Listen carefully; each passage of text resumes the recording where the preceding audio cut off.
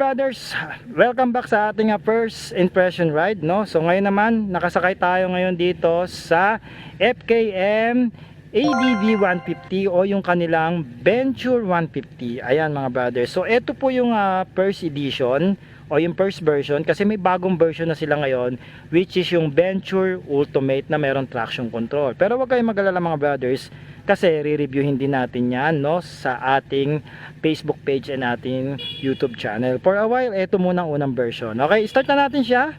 So naka keyless ito o kanyang susian is wala nang hassle. Pag nag-i-start, turn ka na lang dito at yung susi nandito sa lug compartment.